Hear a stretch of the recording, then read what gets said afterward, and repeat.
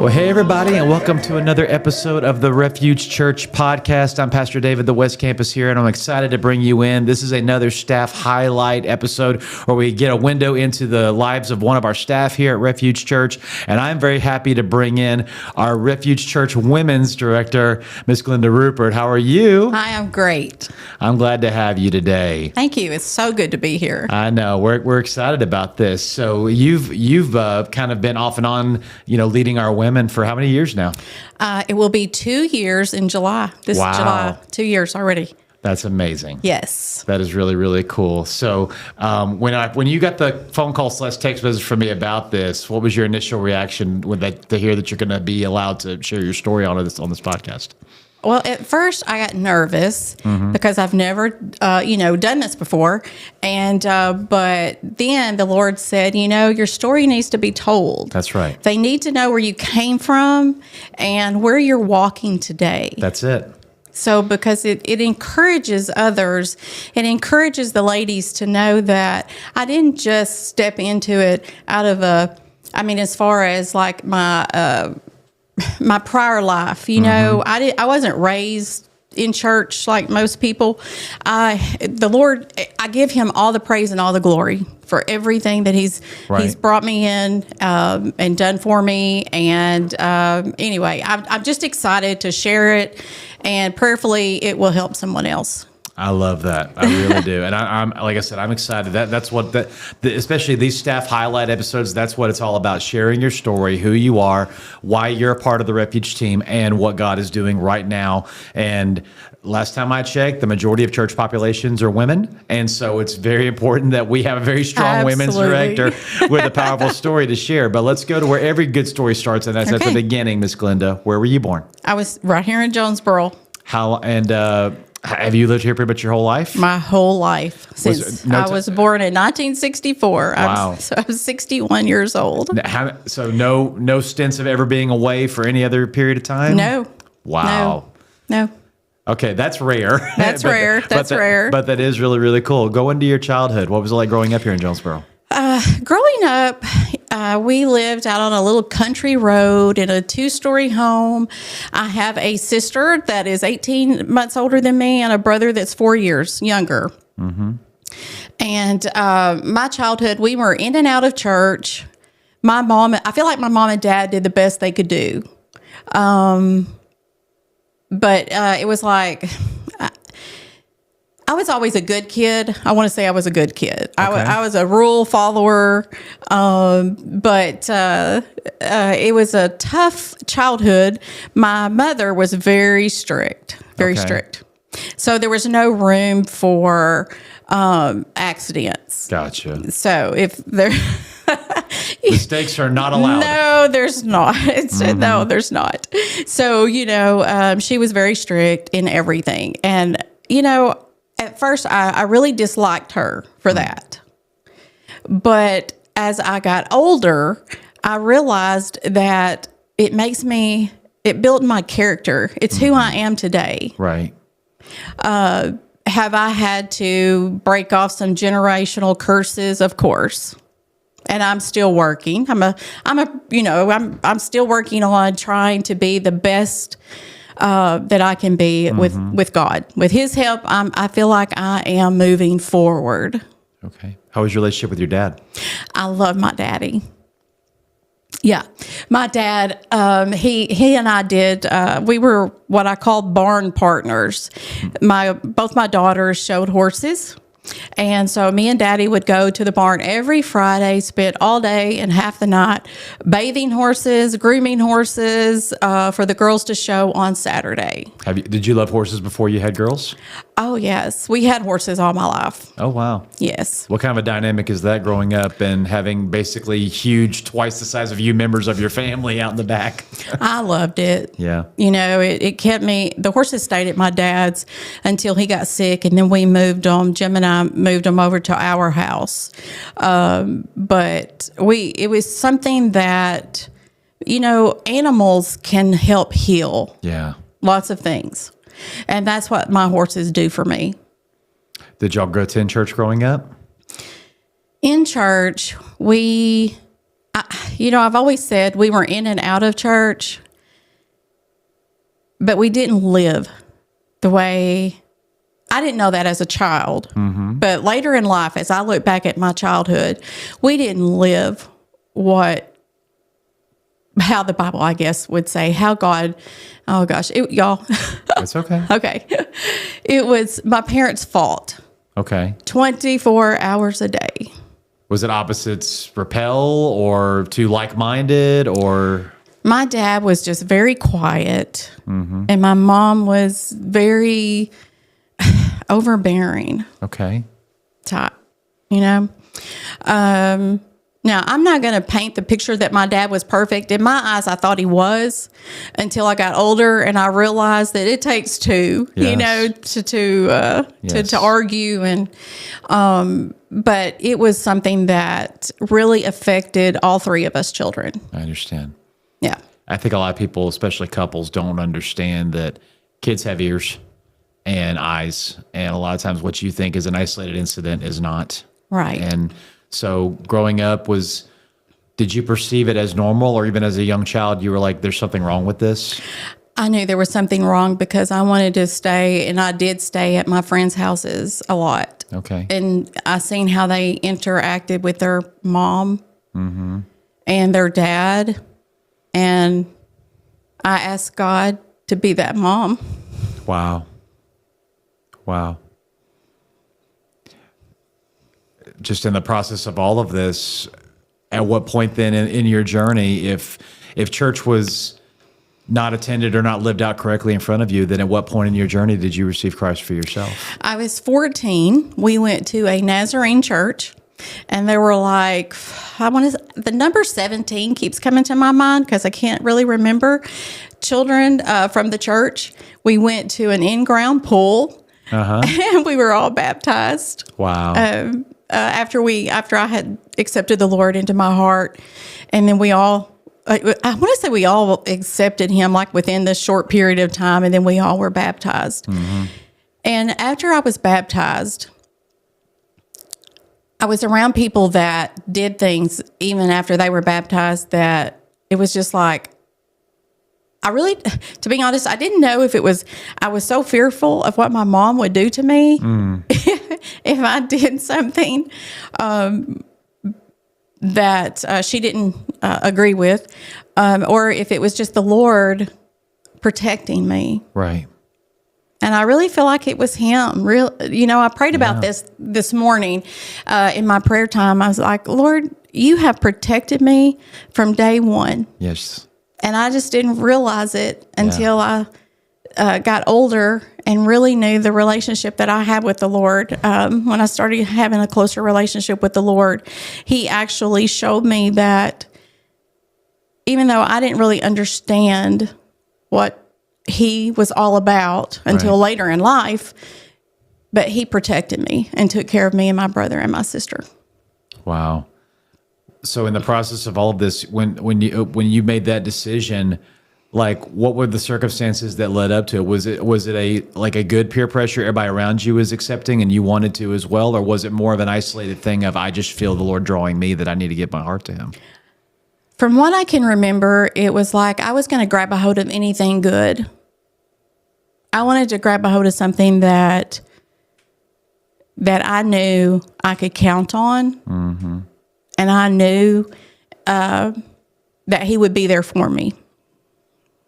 God, that is. The Lord would be right there with me. In the events immediately following that, when you came home and told your family what had happened in your life, how did they react to that? Well, actually, my parents were there. They were there, and they...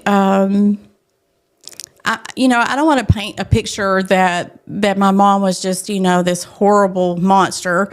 She wasn't. But she was, when she was in church and we were all going together, she worked very hard. She worked at the glass factory. She worked swing shifts. My father worked at General Electric. They were both factory workers. And I can't even begin to imagine having to do that and raise 3 children. Wow. But my parents were happy and they were proud of us kids. They were proud that we were, in church. And I don't ever remember them like saying anything harsh about God or anything like that, because I believe they loved the Lord. I just feel like it was a religious thing. Mm-hmm. We went to church and were taught to be good. Because that's what you do. Yes. Yeah. You go to church and it was just beating our heads, you better be good. You better be good. So, but we didn't, it was just so different than it is now. I mean, Right. I don't know really how to explain it. I don't remember. It was just like you walk into church and you have that little prayer. You go to your Sunday school classes. You come out, special music. There was a couple people that may have sang a song, and then the preacher took over, and then it was done. Right. And that was every service. Mm-hmm. So it was. Upon the immediate, ripple effects of this, since you said you were 14, so then what were your teenage years like after that decision? My years of being a teenager I felt like God has put on me I know He has, a gift of motherhood. And I feel like I mothered, there were 6 of us friends. I had 5 best friends. Mm-hmm. And each one of them did things that I would never do. Okay. But they always kept me in the clique with them because I feel like they knew I would take care of them. Wow. I did not have one drink of alcohol until I was 20. And I was married by then. I was married at 17. And I hated it. And so alcohol, drugs, I've never did any of it. Mm-hmm. But my friends, I feel like they looked up to me because I did not do any of that. And they did, they dabbled in some of it. So that's okay. I feel like I touched them somehow in some way just by me standing my ground for God. Did that continue through your college years too? I did not attend college. Okay. I did not. So you went to work? I got married and had a baby. You pushed the pedal down, huh? No, Jim did. Oh, that's funny. So describe that, because your husband's a wonderful man. He so is. How did all that come about? Oh my goodness. He just kept moving the date up and moving the date up because y'all he meet in high wanted school? to be married. He went to Nettleton. I went to Brooklyn. We Okay. met at Pizza Inn on a Sunday night after church. Same church? No. Okay. No. I was Nazarene. He was Baptist. How did this work? It was hard.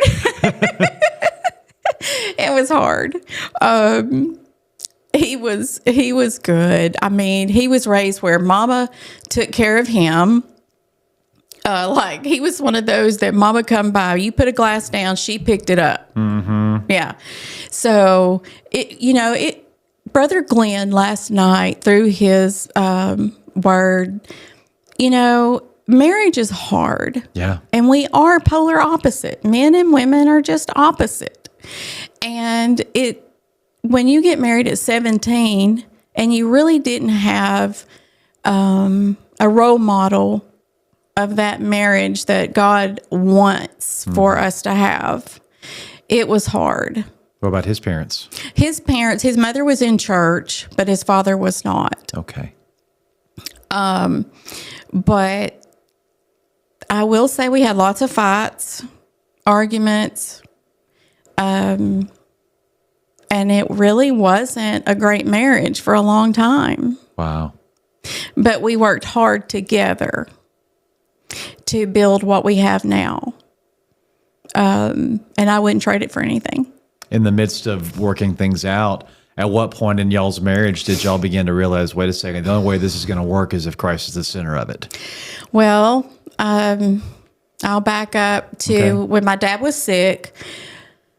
When he passed away, my world crashed. Mm-hmm. I walked away from God for a whole year. Okay. And I lived in sin. And the crazy part is there wasn't a day that went by that I didn't pray and talk about God. Mm-hmm. I loved God. You were just hurting. Yeah. I feel like everything just come to a head. Yeah. And it was like I couldn't even deal with it. And the sad part is, really, there was no one to say, let me help you. Right. Through all of it. Because you're the one that helps everybody else. Yes. There was no one that came to me and said, you need to go to a mentor to get some help as far as getting the word of God and how you should lead or how you should have. But I'm getting a little flustered. No, that's okay. It's your story. So you tell it however you want to. It was coming to Refuge. I'm just like, where were these people? Not Refuge people. I just mean from our Baptist churches and where we went to church. Right. Where were the mentorship? Where was it? I mean, I'm not blaming anyone because I'm the one that made the choice in what I chose to do. I'm not blaming anyone, but it would have been nice to have had a Deborah. Right. To say, let me help you. Yeah. I see that. But there just came a day that I felt God. He threw that life support to me. And it was my choice to grab it because I wanted out of sin. Right. I wanted to live for him again. And I wanted to put my family back together. How many kids had you had at that point? Both daughters. They were grown. Okay. And I had one grandson. And so at this point, when you and him made that decision that we're going to make this work and we're going to do things right, how long after that did Refuge come into the picture?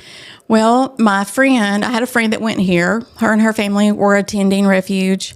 And I was so broken. And she said, I'm going to come pick you up. And we are going to Refuge. I want you to talk to Pastor Matt. Mm-hmm. And I cried all the way here. And I sat in the office, and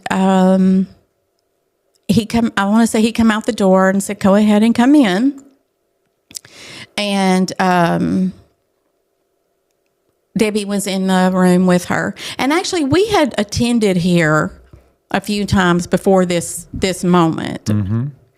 And I had no idea who Debbie was.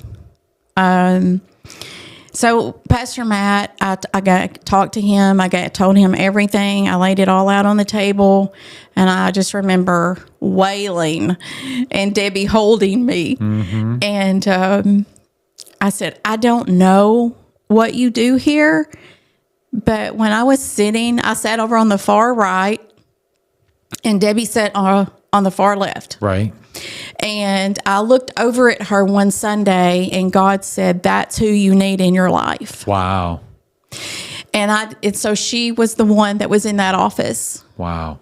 And I asked her, I said, actually, Pastor Matt said, you need to make an appointment with Debbie. And I looked at her and I said, an appointment. And they told me, it'd be a mentorship, counseling, and help. And I told her that God had already showed her to me. I just didn't know what she did. Yeah.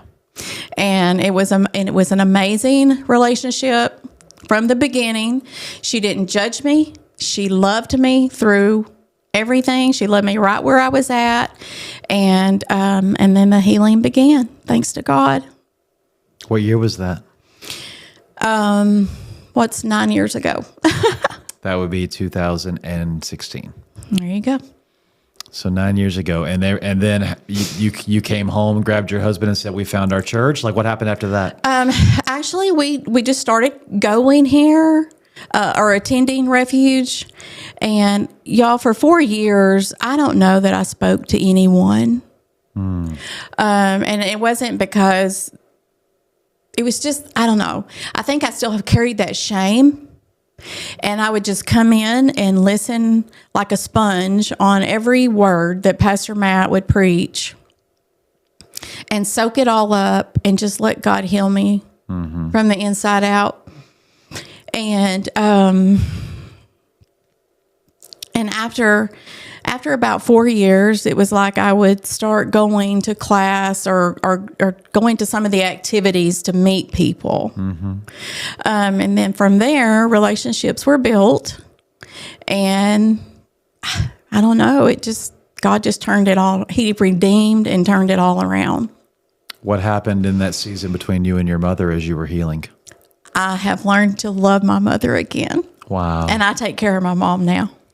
Does she feel, have y'all had any conversations or be able to kind of go back and been like, you know, not even necessarily to, you know, try to rewrite the past, but just kind of put your finger on this is what it was. This is what God's doing in my life now because of it. And then also in front of your daughters, this is how I can, you know, kind of impart to you to learn from this. I forgave my mother along the way. My brother is the one that had the hardest time. He was the baby, so Right. he's seen a lot of things that he wishes that he should, he's seen a lot of things he should not had to see. Understood.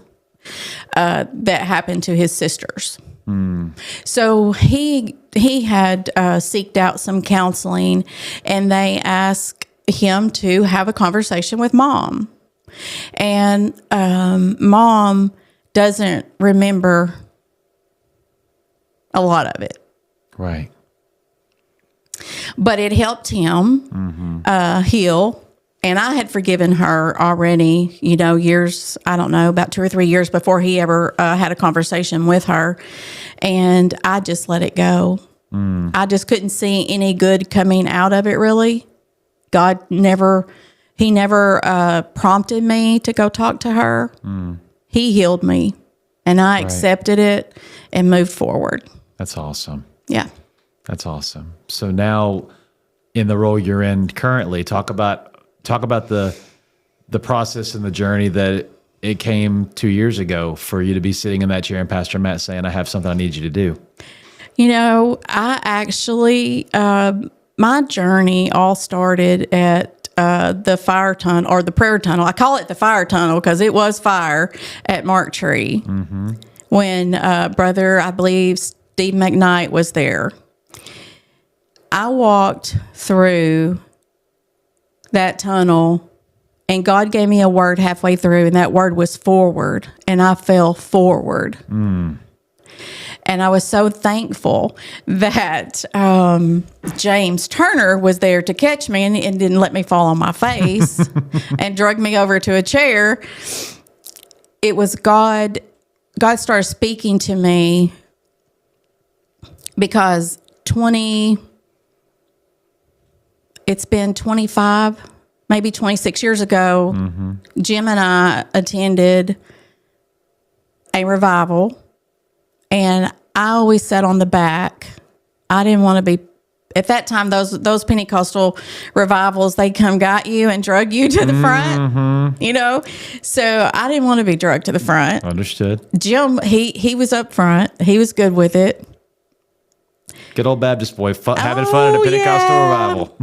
And so the minister that was preaching that night walked to me. And there was probably 100 people in this little church. He said, "He's come up here." I'm like, okay. And I, went up there, and he started prophesying over me that women were going to follow me. Wow. And that I would be a leader over many women one day. Wow. And of course, when the revival was over, of course, the enemy started attacking. Yep. And I didn't even know at that point. I was so young. I didn't know even what that really meant. I didn't even know that those words were coming from an enemy. Right. And I just let it go. And then about 2 years after that, we went to another revival. I sat on the back, and the minister came or called me up front. And I did not sit on the ends of the pew. I sat in the middle, hoping Yep. to get boxed in. Yep. But it doesn't matter where you No, sit. God's God going knows to where pick you you are. out no matter where you're at. God Yes, He will come get you. Yes, He will. He took me to the front. This is 2 different churches, 2 totally different ministers, and prophesied over me. You're going to be a ladies leader. Wow. You're going to be in a church and you're going to have a leadership, and women are going to come to you and draw to you because you have a heart to love on them. How much of this was resonating in you? I knew it. I knew it. Did you struggle with it initially, or was Yes. it like, okay. I struggled because I thought, I can't be a leader. I did not have the self-confidence in myself to know that God would equip me in any area that I worked in the church or worked for Him. Right. I had no idea. And I wanted it, but it was taking that step. And that's where I was going to get with your question. Okay. I had an encounter with God. I felt like he was coming after me. He was not going. Those ministers prophesied that over me for a reason, and there was a timing for it. Yep. And it's God's timing, not ours. Right. And when He lays it on you so heavy, there's no way that you can deny it. And so it was the prayer tunnel that Pastor Matt had here at Refuge, or at Refuge main campus. And I went through, well, first of all, the Lord, I know He picked me up out of my seat. And I felt like He literally carried me over to the wall to stand in line. Yeah. And He told me, well, first of all, before He would pick me up out of the seat, He said, "What's your answer?" I just remember Him saying, "What's your answer?" Wow. And I said, "Yes." And I felt like He just picked me up and He carried me to that wall. And when I made it to the end of the altar, right before I stepped in the prayer line, something hit me in the right side. And I went, "Oh." And I thought, what was that? And I looked around and nothing. And I had no idea what it was. And once I went through the prayer tunnel and got out, and then I had a counseling session with Debbie about it. I said, I feel like that's when God birthed everything into me. Wow. That I needed. And then she said, "It's time for you to tell Pastor Matt all this." Okay. And I'm like, "Really?" She said, "Yes." So I talked to Pastor Matt and talked to him about the encounter and everything that I went through. And I can't remember if we had a couple of sessions, and I asked him, I said, "I feel like God is leading me to be the ladies minister here at Refuge." Wow. And of course, he opened arms and he said, "Welcome to the family." Which is what He does. And when he said that, family has always meant so much to me. Yeah. And so here I am. What's the last 2 years been like for you? I have absolutely loved and adored every woman, lady that has come through. There is nothing more rewarding than to see God work through each one. The healings that have come, emotional healings. And I feel like I sit back and watch a few of them stepping into their roles. And I want that encouragement for them. Yeah. I encourage. I know where I came from, and I know how the enemy attacked me. And I want to be able to share with them, do not allow the enemy to write your story. That's good. You let the Lord write that story, and you allow Him to work within you and step into it. As scary as it is sometimes, even coming here today, I prayed from the time I left my house until I got here, just for the Lord to help me through this, because I've never did this before. But I feel so comfortable right now sitting here That's what Holy Spirit does. talking to you about what God's done for me. Yeah. And it is so Him. It's all God. None of it was me. As you have done this now for 2 years, what are some commonalities or what are some trends you're seeing in women, no matter the age, that maybe before this kind of, well, sure, but now looking at it from the lens you have now that God's given you, this is what they need, and this is why I'm here? When I see, it's like I read body language. I can pick someone out immediately. I'm just kidding. I'm very relaxed. I can pick someone out that needs extra love, extra encouragement from God.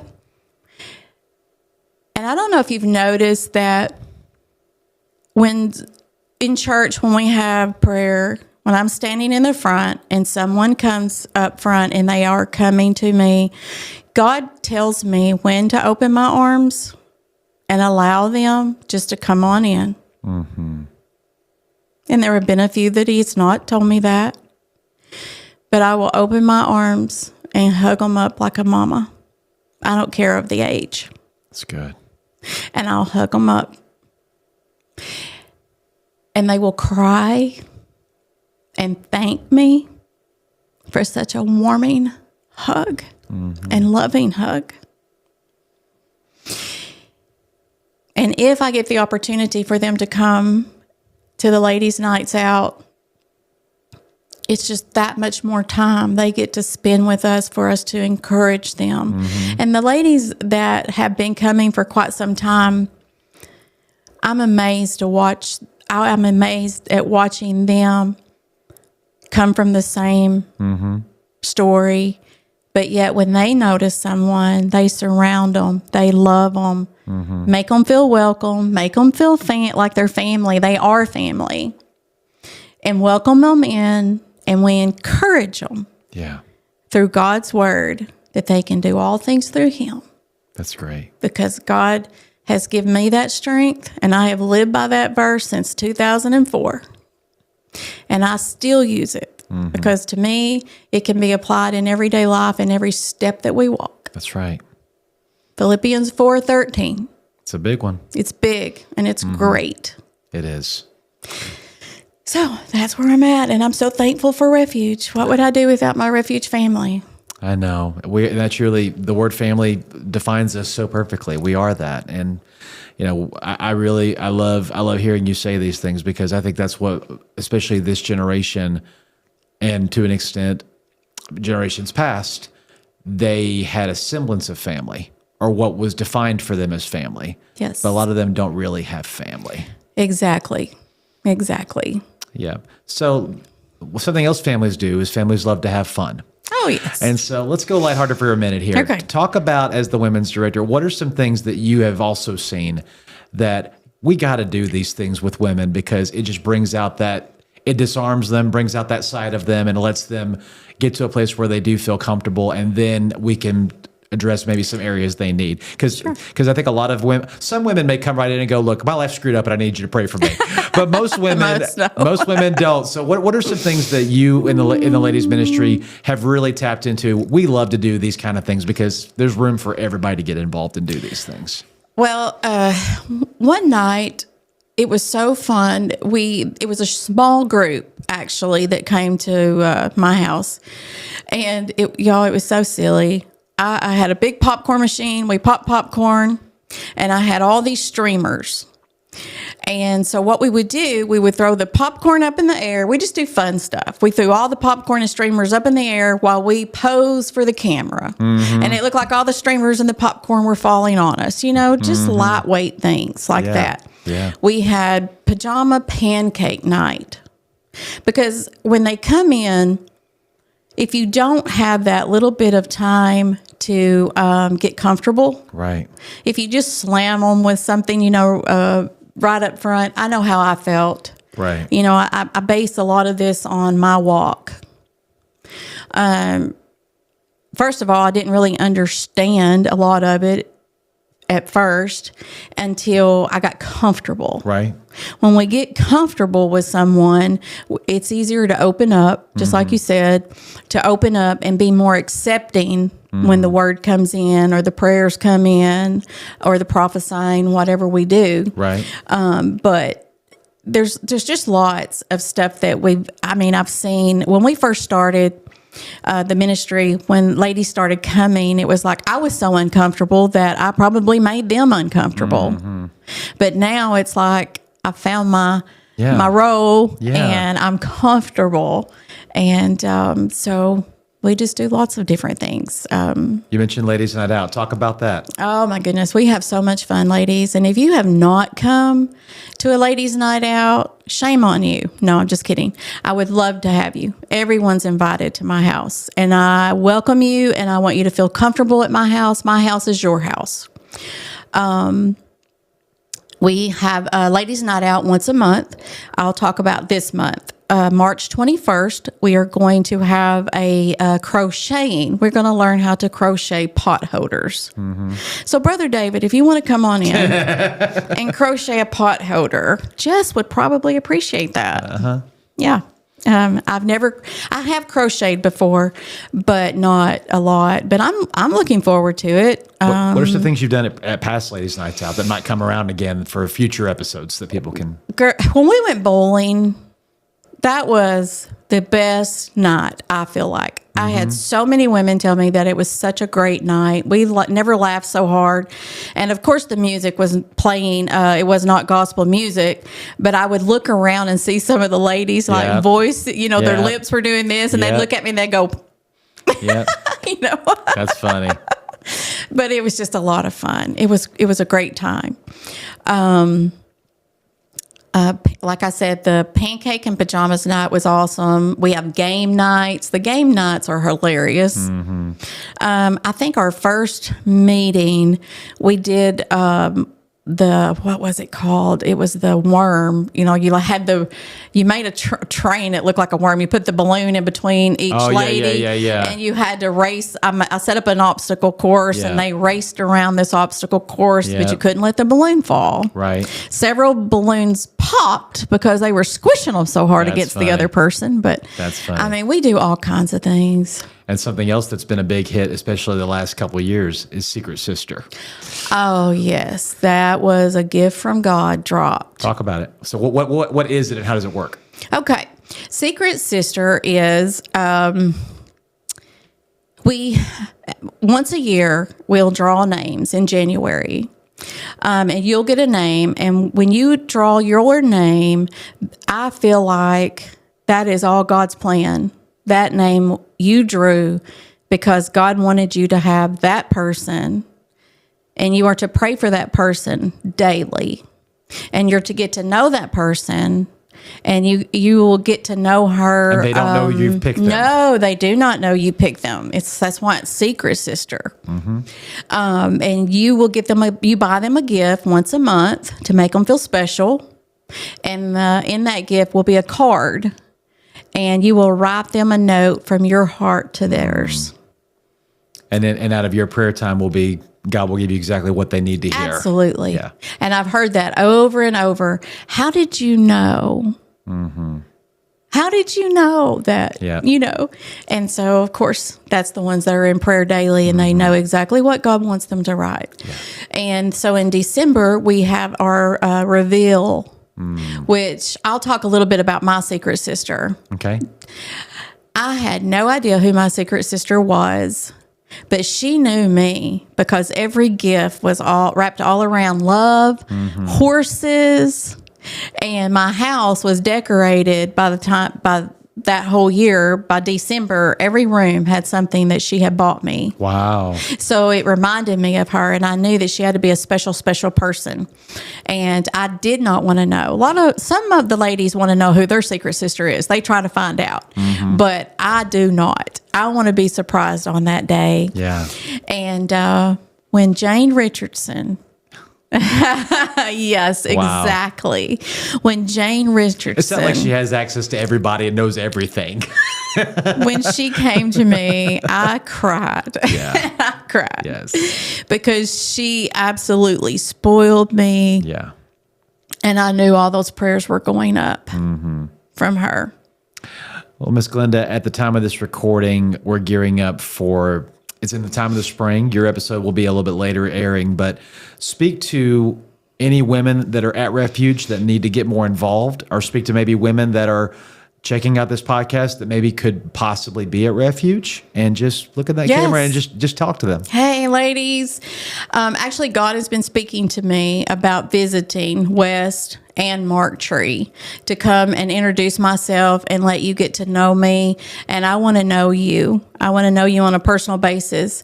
But I want you to know that you are welcome, and you do need to get involved with ladies, because when you get that sisterhood, what I call a community of Christian sisterhood, when you get us all around you, you have so many. When you have a need and you ask for prayer, it's not just one person praying for you. I have over 100 members on my ministry page. And when you post that, you're getting prayed by many, many ladies that care and love you. And also, like I was talking before, we have fun. And if you have not came to one of my ladies' night outs, please contact me. Come to me at church. You can contact me on Facebook or ask someone my number. You are welcome to call me. You're welcome to text me. And I would love to have a personal conversation with you. I would love to meet you. And let's just get together and be a family. That's what we're all about. And don't be afraid. I lived in fear for so long to step out. Don't live that way, because it's miserable. Come, let me help you and show you how God can free you, get you free from all the mess. If you are in a mess, if you're not, great. Hallelujah. But just come and have fun with me, and let's all grow together. That's awesome. Well done and well said. Well, Miss Glenda, before I let you go, we do something at the end of every staff highlight, and that's called the lightning round. Oh, geez. So what is that? What this is I'm going to ask you 20 questions. You just give your knee-jerk from your gut answer to each one of them. Are you ready? No. Okay. Yeah. Too bad. Here we go. Miss Glenda, question number 1, savory or sweet? Oh, sweet. Number 2, mountains or the beach? Beach. Number 3, spring or the fall? Spring. Number 4, Apple or Microsoft? Apple. Number 5, dine in or drive through? Dine in. Number 6, ice cream goes in a cup or a cone? Cone. Number 7, vacation or staycation? Vacation. Number 8, toilet paper rolls under or over? I don't care. As long as I have toilet paper. That don't bother me. The correct answer is over. Number 9, iced coffee or hot coffee? Neither. Okay. Number 10, early bird or night owl? Oh, I'm a night owl. Okay. Yeah. Number 11, summer or winter? Oh, summer. Number 12, read a book or watch a movie? Watch a movie. Number 13, listen to music or listen to a podcast? Music. Number 14, cook the food or decorate the room? Decorate the room. Number 15, send a text or make the phone call? Text. Number 16, skin products or teeth products? I've been watching your Facebook. Skin. Yeah. I don't know. Teeth are so important to me, too. They are. That's a close tie. Okay, Skin and teeth. You can say both. Number 17, lead a grow group or lead the women's class? Women's class. All right. 18, shop in person or shop online? In person. Number 19, ladies' night out or secret sister? I know. Put both your babies on the altar. Can't do it. Okay. They're both so important. All right, you can pick your both. And finally, number 20, what's easier, this podcast or training a horse? Probably training a horse. I figured everybody says that. But I think you have done this masterfully. Ms. Glenda, I'm so thankful for you, what you mean to our church, what you mean to our ladies, what you mean to my wife. It's a privilege and an honor to have you sit in that chair and let us hear your story. Thank you so much. Absolutely. Ladies, Get involved with this Yes, woman. Show up to please. all the events. It can only get better. You're going to get fed. You're going to have fun. Absolutely. And you're going to be with women of faith. Nothing wrong with that. Absolutely. Nothing wrong with that at all. Miss Absolutely. Glenda, awesome job. I'm proud of you. Thank you. Thank you, everybody, for tuning in and watching. Share this with somebody, and we'll see you all next time on the Refuge Church podcast. Bye, everybody. Bye, guys.